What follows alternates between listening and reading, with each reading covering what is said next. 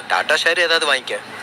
ரொம்ப யோசிக்காத, பழைய கம்பெனி. இன்னைக்கு இல்லைனாலும் நாளைக்கு லாபம். டாடா மோட்டர்ஸோட ஷேர் பிரைஸ் வந்து for the past few months கண்டினியூஸாக அப் மூவ் கொடுத்துட்டு இருந்தது.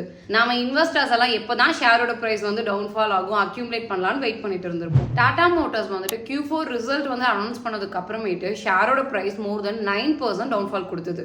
இந்த டவுன்ஃபாலை நாம ஒரு பையிங் ஆப்பர்ச்சுனிட்டியா யூட்டிலைஸ் பண்ணிக்கலாம். Tata Motors already demerger plan வந்து அனௌன்ஸ் பண்ணியிருந்தாங்க. Commercial vehicle segment, passenger vehicle segment. So 2 செக்மெண்ட்டா டாடா மோட்டர்ஸ் வந்துட்டு அவங்களோட பிசினஸை வந்துட்டு ஸ்பிளிட் பண்ண போறாங்க. After the demerger Tata Motors shares வச்சிருக்கவங்களுக்கு Tata Motors commercial vehicle segment, Tata Motors passenger vehicle segment 2 கம்பெனியா ஸ்பிளிட் ஆனதுக்கு அப்புறம் 2 கம்பெனிலுமே ஈக்குவலா உங்களுக்கு வந்து ஷேர்ஸ் கிடைக்கும். டெக்னிக்கல் அனாலிசிஸ் படி டாடா மோட்டர்ஸோட சார்ட்ல வந்து பாத்தீங்கன்னா 780 to 830 rupees இந்த இடத்துல ஒரு நல்ல வீக்லி டிமாண்ட் ஜோன் இருக்கு.